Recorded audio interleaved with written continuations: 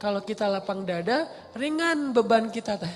Kenapa kadang-kadang punggung kita nih di sini tuh pundak kita rasanya kayak keras gitu kan ya. Kebanyakan pikiran. Pas kita dipijat, kenapa nih keras banget? Stres.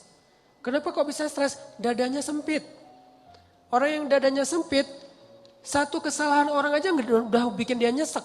Tapi kalau dadanya lapang, kesalahan-kesalahan orang itu gak bikin dia nyesek karena masih lapang. Kayak sebuah ruangan sempit, ditaruh satu barang udah sesek. Tapi kalau ruangannya luas, ditaruh banyak barang juga masih lapang, gor gitu.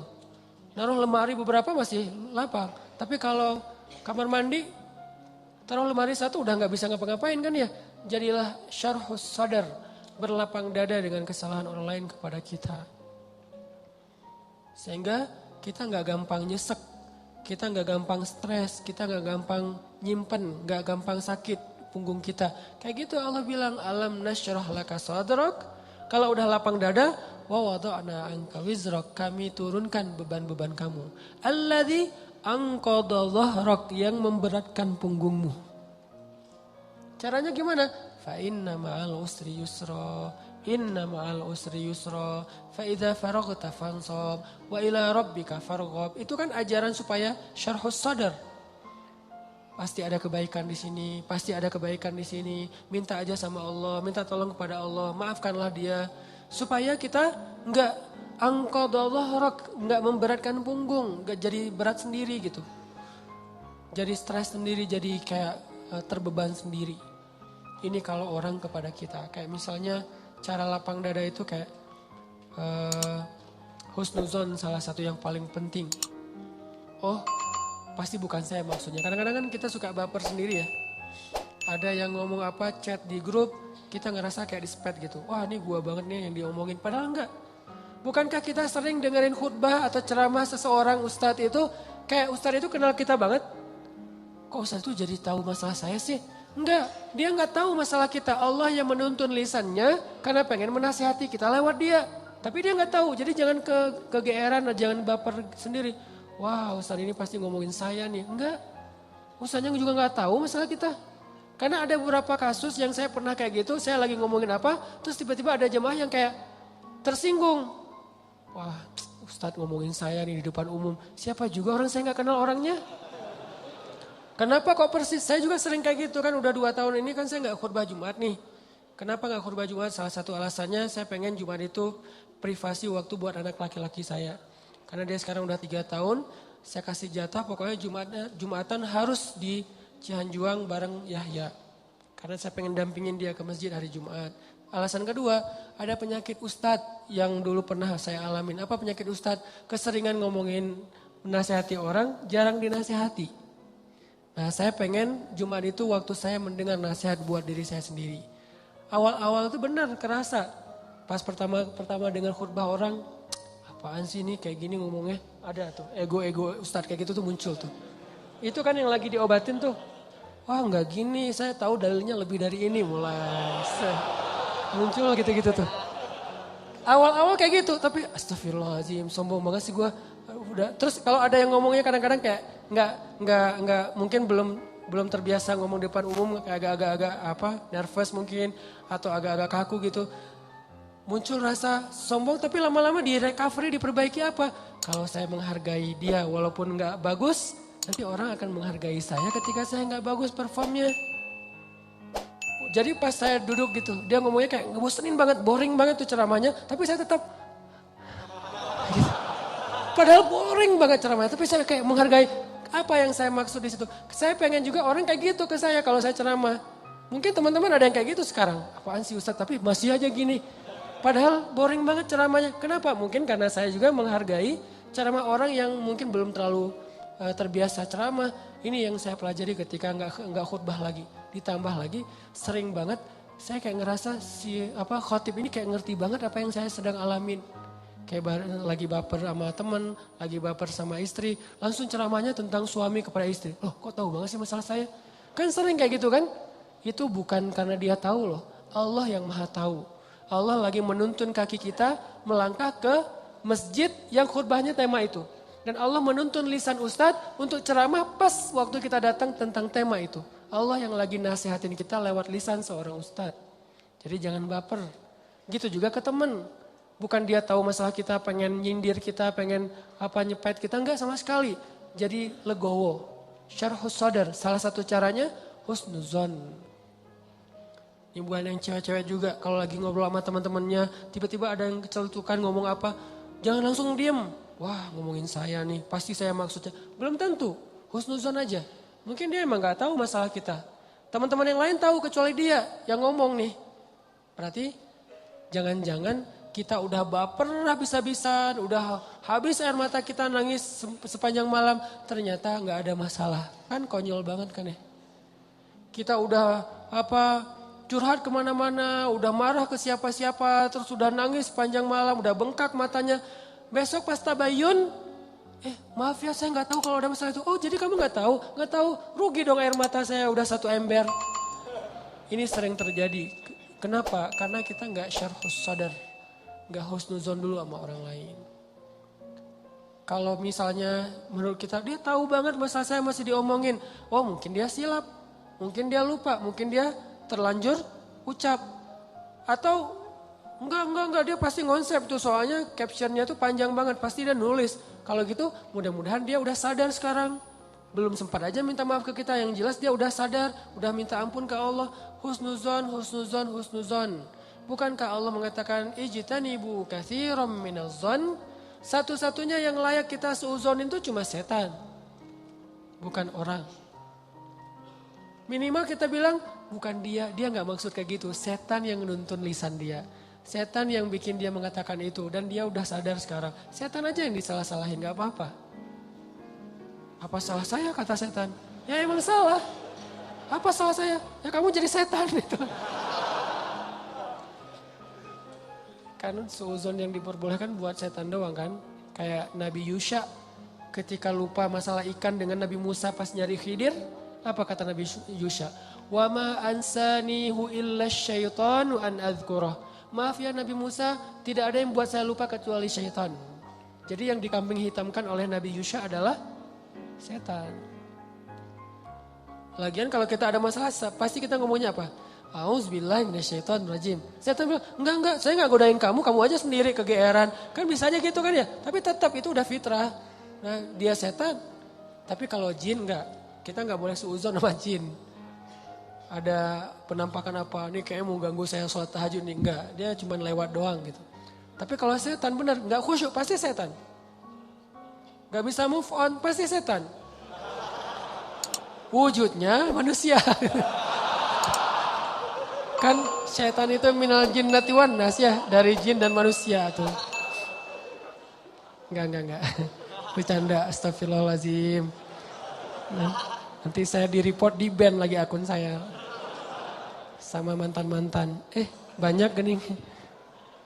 Oke. Dari orang ke kita, syarhus sadar. Cara syarhus sadar, lapang dada gimana? Husnuzon. Dan ini gak bisa sekaligus teman-teman, saya juga masih belajar husnuzon. Oh mungkin. Iltamis li akhika alfa uzrin. Cari 1000 alasan buat saudara kamu. Kalau gak bisa gitu minimal cuek. Arti cuek gak usah dipikirin. Gak usah dibahas. Kadang-kadang ngebahas satu masalah sebetulnya cara lain buat setan untuk bikin kita gak pernah bisa selesai dengan masalah itu. Terus aja dibikin berlarut-larut. Kayak ada teman kita habis ada masalah sama temannya yang lain. Gak usah dibahas sama kita. Kemarin gimana masalahnya udah beres? Jangan ditanya, udah aja lupain. Begitu kita tanya dia akan bilang lagi. Ya tuh kemarin dia masih ngomongin saya. Oh gitu, terus kita pancing-pancing lagi tuh. Harapannya apa? Niat kita pengen empati. Padahal itu bukan empati itu. Pengennya kita berpihak sama dia. Itu gak berpihak. Tahu gak apa arti namimah atau mengadu domba? Kata Nabi, la yadkhulul jannah an-nammam. Gak akan masuk surga orang yang suka mengadu domba. Gak akan masuk surga. Nah adu domba itu ada 2 teman-teman. Ada adu domba orang yang memang jahat. Ada adu dombanya orang soleh. Orang soleh juga bisa mengadu domba. Gimana caranya? Kalau orang yang gak soleh mengadu domba, dia sengaja membuat fitnah di antara 2 orang sehingga mereka jadi baperan jadi putus silaturahim. Ini nggak soleh. Insya Allah kita nggak akan kayak gitu. Saya yakin nggak ada niat kita ngadu domba orang. Tapi kita mungkin banget terjebak di adu domba yang kedua. Adu dombanya orang soleh nih. Gimana ngadu dombanya? Nih saya kasih contoh. Si A ngomongin si B di depan kita. Tapi nggak sampai kan ke si B. Kita yang dengar, si B nggak dengar. Misalnya kayak dia lagi ngejapri kita, iya dia gini. Kita kan yang tahu. Terus kita capture, kita forward ke si B. Ini aku bukan mau manas-manasin ya, tapi ini cara jawabnya gimana nih, dia ngomong kayak gini tentang kamu. Kita capture, sakit hatilah si B. Oh ternyata dia ngomongin saya di belakang. Itu perumpamaannya kata para ulama, si A manah si B, tapi gak kena, anak panahnya jatuh di lantai. Kita ambil, kita tusuk ke dadanya sambil kita katakan ini bukan dari saya lah, dari dia loh ya. Nih. Kayak gitu analoginya. Itu namimahnya orang soleh. Adu dombanya orang soleh. Jadi kita nggak niat memfitnah. Kita niat pengen menyampaikan kebenaran, kita lagi empati, pengen tabayun. Gak usah tabayun kepada korban, tabayunnya kepada pelaku. Apa bukti kamu ngomong kayak gitu? Gitu, nanya ke pelaku. Jangan, bener nggak yang dia omongin? Jangan, salah nih. Konsep tabayun itu bukan kepada korban yang dibicarain, kepada yang ngebicarain. Jadi kayak ada teman kita yang ngomong hal-hal yang gak benar, tanyanya balik ke dia. Apa bukti kamu ngomong kayak gitu? Kalau benar, gak usah disampaikan. Kita kebalik, dia ngomongin kamu kayak gini, benar gak? Nah, ini konsep tabayun yang akhirnya bukan tabayun jadinya, namimah. Udah jatuh tuh anak panah di lantai, kita ambil, kita tusuk. Ini bukan dari saya ya, dari dia. Dia terus ketusuk. Makasih ya kamu udah nyampain anak panah ini ke saya. Dia emang gak bener nih orangnya. Padahal yang nusuk bukan dia loh, orang ini nih. Kan kita kadang-kadang kayak jadi akrab gitu dengan orang yang sering ngebukain sebuah masalah ke kita kan. Walaupun bikin kita bete, kita anggap dia kayak setia banget, berpihak banget sama kita, empati banget. Enggak, ini salah. Enggak kayak gini caranya. Harusnya kita bilang, kalau kamu tahu itu gak nyaman buat saya, jangan disampaikan. Gitu harusnya. Tapi dia ngomongin kamu, biarin aja dia ngomongin. Yang penting kan saya gak dengar, sehingga saya gak sakit hati ke dia. Mudah-mudahan Allah maafin dia, kan selesai. Justru gara-gara kamu sampein ke saya jadi sakit hati ke dia. Allah gak maafin dia, Allah gak maafin saya nih. Putus silaturahim kita berdua, kamu nih pelakunya nih. Kok jadi saya sih? Ya kamu, rame perang segitiga. Kan ini yang terjadi kan selama ini. Ini lebih realistis menurut saya daripada namimah yang memang niatnya jelek buat saya sih. Saya husnuzon sama kita semuanya. Gak ada lah niat kita jelek pengen memfitnah orang, gak. Tapi seringnya kita terjebak tanpa kita sadari. Justru karena kejujuran kita, karena keakraban kita dengan teman kita. Jadi kita ngebuka hal-hal yang dia gak perlu dengar. Itu sering banget kayak gitu. Saya juga kadang kayak gitu. Misalnya ada yang bicara apa tentang istri saya nggak suka tuh. Dia bicarain istri saya gini misalnya depan temennya ngasih tahu ke saya. Terus saya kan jadi sakit hati sama orang itu ya. Saya juga ngasih tahu ke istri saya lebih sakit hati lagi sama dia. Ini salah, dia salah, saya salah. Harusnya saya diem aja. Papa udah tahu kan masalah ini, kenapa nggak ngasih tahu ke mama? Karena papa berharap mama nggak tahu. Tapi daripada mama tahu dari orang lain, ya berarti orang itu yang salah, bukan papa. Kenapa dia ngasih tahu ke mama? Kan gitu kan? Jangan sampai ya Pak, mama tahu dari orang lain. Jadi kalau ada yang kayak gini-gini harus papa yang ngomong ke mama. Enggak, itu salah konsepnya. Enggak boleh kita menyampaikan sebuah informasi walaupun benar, apalagi belum tentu benar. Walaupun benar kepada orang yang kalau dia dengar dia akan sakit hati atau sedih, enggak boleh. Diamin aja. Kalau ada hal yang enggak benar, kita yang mengklarifikasi. Enggak kayak gitu, saya kenal dia gitu. Jangan biarkan dia tahu masalah ini. Kalau terlanjur tahu, berarti ada orang yang gak tahu konsep namimah level 2. Namimah level 1 emang gak ada niat baik. Namimah level 2 justru karena niat baik. Kan saya pernah bilang, ternyata banyak hadis palsu itu mulai munculnya lewat siapa? Viralnya itu gara-gara ulama-ulama yang soleh. Jadi banyak riwayat hadis palsu itu diantara para ulama yang soleh loh. Bukan sengaja pengen memalsukan hadis. Kenapa? Karena ulama soleh ini terlalu husnuzon. Misalnya nih, ada yang datang ngomong ke saya, Ustadz, saya pernah mendengar hadis gini. Saya sebagai Ustadz, oh gitu? Ya, saya nggak pernah curiga kalau dia itu nggak jujur. Atau kalau dia itu dengarnya nggak utuh. Sehingga saya meriwayatkan lagi. Orang dengarnya dari saya juga nggak curiga kalau saya akan main-main dengan hadis kan. sehingga tersebarlah hadis palsu. Bukan karena ada orang yang jahat. Ada memang sebagian hadis palsu gara-gara penjual pedagang. Biasanya hadis palsu itu pedagang, penguasa, dan ulama. Ini 3 penyebab hadis palsu. Pedagang pengen ngelarisin barang dagangan. Siapa yang memakai jubah atau sorban 7 meter di hari Jumat, maka dia akan mendapatkan dijauhkan dari api neraka 7 kali langit dan bumi. Untuk jualan sorban 7 meter. Siapa yang makan buah ini maka dibebaskan dari sihir. Dia jualan buah itu. Ini bisa muncul hadis palsu. Dari penguasa. Siapa yang mengangkat seorang penguasa yang kayak gini maka Allah melaknat dia. Gara-gara apa? Saingan politik. Ulama menyebarkan hadis palsu kenapa? Karena gak pernah berpikir orang akan bermain-main dengan hadis Nabi. Sehingga dia percaya aja kepada orang itu. Baru nanti di masa berikutnya, ulama ketika ngelihat banyak banget hadis palsu, mereka perbaiki. Ini riwayatnya dari siapa, ini dari siapa. Bisa jadi periwayat hadis palsu itu adalah orang soleh, ulama besar. Kenapa bisa ngeriwayatin? Husnuzon. Gak mungkin lah dia bohong atas nama Nabi. Langsung diriwayatkan balik kepada orang lain. Orang yang mendengar, gak mungkin lah ustadz bohong atas nama Nabi. Terus saja hadis palsunya nyebar. Itu teman-teman. Jadi namimah, mengadu domba juga bisa kayak gitu. Gara-gara kita terlalu akrab dengan teman kita. Kemarin ada yang ngomongin kayak gini, benar nggak? Siapa? Si Fulan. Tapi ini aku karena ke kamu dekat ya teman, jadi aku sampaikan nih. Terus yang teman yang dengarnya, makasih ya udah disampaikan. Kenapa makasih? Harusnya kita bilang, lain kali jangan disampaikan ya yang kayak gitu-gitu ke saya. Harusnya kayak gitu. Kenapa kita malah makasih? Makasih ya udah nyakitin hati saya kan gitu kan ya bahasa lainnya mah. Makasih ya udah bikin malam saya nggak tenang. Makasih ya udah bikin saya bete. Buat apa? Jangan disampaikan. Makanya ketika Nabi mau ketemu seseorang, seorang sahabat mencegat di tengah jalan. Ya Rasulullah, Rasul udah kenal dengan orang itu? Belum. Orang itu ya Rasul, stop kata Nabi. Kamu ingin menyebutkan aib-aib dia tentang saya? Ya Rasul, biar Rasulullah tahu siapa orangnya. Jangan, saya nggak mau ketemu seseorang yang membuat saya bete duluan tentang dia. Biar saya ketemu dengan dia dan saya nggak tahu apa-apa tentang dia. Jadi Nabi bisa nyaman. Ini cara Nabi menghargai orang lain. Jadi teman-teman, kalau kita ke orang jaga perasaannya, kalau orang ke kita berlapang dada. Husnuzon, maafin, lupain, gak usah dibahas, gak usah diperpanjang. Apalagi kita kayak ada kasus misalnya, ada 2 orang yang lagi punya masalah rumah tangga. Kita kayak sebagai temennya atau fansnya atau followersnya, kita kayak pengen nunjukin sikap membela gitu. Salah satunya kita bela, akhirnya kita bikin akun khusus untuk pembela si A.